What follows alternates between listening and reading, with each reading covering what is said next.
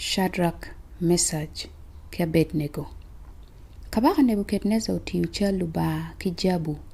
Boro obedo futi 40 ki lache futi 4 ci ocibo cunyi ba me dora I lobo Babylon. Chot kabaka Nebukadneza uchwalo lok me luo luloyo madon, ludiro palwak, ki luloj me dullo mapapat, lumi tam, lugwok lim, lungol kop madiro ki matino, ki ludiro duju me dullo mapapat. Gubin ka kwero chal luba makabaka Nebukadneza yamutiyu ochibu chungli kungi. Lachen luloyo madon, ludiro palwak, ki luloj me dullo mapapat, lumi tam, lugwok lim, lungol kop madiro ki matino, ki ludiro duju me dullo mapapat, guchoke kachel, ka kwero chal luba makabaka Nebukadneza utiyu ci ochibu chungli kungi. Chigen duju guchu nyim chal luba ma Nebukadneza ochibu ni.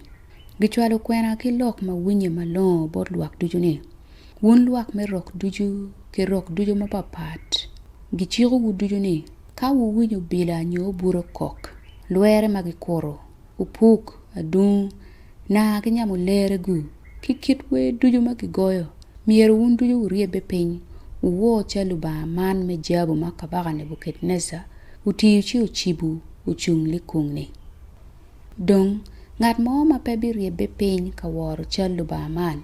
Gibe makke wako yot, gibole wako ruk mach muku malieti. Pimeno, ikara malwak me rok duju gugunyu koko bila, koko nyamulere, ki koko puk ki adung, na, ubure, kikitwe duju mapapat magigoya. Ci lwak me rok mapol, rok duju mapapat, ki jo maloko lep mapapat duju, guriebe piny ka woro chal luba me jabu makabaka Nebukadneza utiyu ci ochibu uchungli kungi. Ikare meno jo Kaldaya moko ma ono gitie kitam maraju gutiere kamaleng guchako dorlu Judaya guwacho bot Nebukadneza ni in kabaka miere bet kuo naga. In kabaka unodo itiyo kero chek ni kadano duju gugunyu koko bila koko nyamulere ki koko pok ki adung na ubure kikitwe duju mapapat magigoya chiguriebe piny ka woro chal luba me jabu. Dong ka dana mo pebi riebe piny ka woro ne. Gibe makke wako yot, gibole wako ruk mach muku malieti. Ento tiye lu Judaya magi, Shadrach, Meshach ki Abednego, ma iyer gi kero gi meberu ludiro maloyo luak, dok maneno lok duju matimme I lobo Babylon. Ai kabaka, jo magi adeki pegi lugu chiki wa chel. Pegi woro lubani, dok bena pegi woro chal luba me jabu ma itiyu ci ichibu uchungli kungi. Chot kiniga mako Nebukadneza wako. Umiyo chieko ki kechwin ni miyer gi chikel Shadrach, Meshach ki Abednego kong bore. Chigi chero gi kelo jo maga deki nyim kabaka. Chi chot Nebukadneza upenyigi ni lok magi tieta ni mona da. Ni wun Shadrach ki Meshach ki Abednego pe uwar lubana. Dok bena pe uwar chal luba me jabu ma ana ya tiyu ci achibu chungli kungi. Kachi kumbedi dong wugunyu koko bila, ki koko nyamulere, ki koko puk ki adung, na ubure ki kit we mapapat magigoyo gi agoya. Ka uyube, dok uye me riebe piny, ka woro chal luba man ma ana ya tiyu ni, chino be adeda. Ero kachepe uwaro, chigi bimako uwo yor yot, labongo gale, gibolu wako ruk mach muku malieti. Chilo ba amene mabilaro wu kwenye wako kichiani. Pimeno, Shadrach, Meshach ki Abednego gugamo lok. Gudori ye ki kabaka ni. Ai Nebukadneza, pewa miero wa lok bure gin mo pi lok man.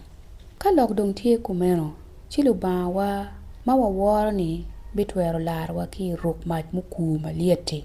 Dok en bene bilarwa kwenye wako kichi in kabaka. Eto kachepe mir in kabaka nge mabeni. Wan pewa bi waro lubani. Dok pewa bi waro chal luba me jabu ma itiyu ci ichibu uchungli kungi. Chot akemu mageo mako Nebukadneza wako. Umiyo wae beno loke wako mapare kum Shadrach, Meshach ki Abednego. yoro chego ni gi med mach lieti tiena bero kulu makaro kit muno liet kwere wi aticha kado chego jo mogo magien tuono teka magitie dul monye ni gutwe Shadrach Meshach ka Abednego wa chi gubolgi iruk mach mukuma lieti chi gutwe jon wa maono gitie gi gina roa magi kumgi jo kanyi tok me wigi kibongi gi mukene duju gibolo gi kwere wa duju iruk mach mukuma lieti chek pakabako no bedo gwa matek kiruk mach beno no dong udoko liet matek malep mache maliel beno unego jo meno magutero Shadrach Meshach ka Abednego kabolo gi wake mach jo magi adeke Shadrach Meshach ka Abednego gibolo gi guporo wa idie ruk mach madong gitweyo gi wako gulu la chien kabaka Nebukadneza ubedo ki madit umiyo ha maro yoro yot chi upenye lumi tameni pe wabolo jo adeke mach maono dong gitweyo gi wako gudoko yeni ada kabaka iloko kakare kabaka doko gam kun wachi eto kumbera tika nero jo angwen mapegi tweyo gi gitie ka wara di mach kun mach bene pe wawgi doka nero dano me angwen ni nen chalo luba mo chi Nebukadneza obino unyiko chok kidogoda me kabedo kama ruk mach tie ka liele yeni chi wachi Shadrach Meshach ka Abednego un lutich par ba mamalo twal ukati wako ubin kany chot Shadrach Meshach ka Abednego ukati wako ki mach chilu loy madon kilu diru palwak kilu loj medulo mapapat kachel kilu mi tampa kabaka guchoke kachel chigu neno ni mach peo wao jonu ye wigi moma mach royo petie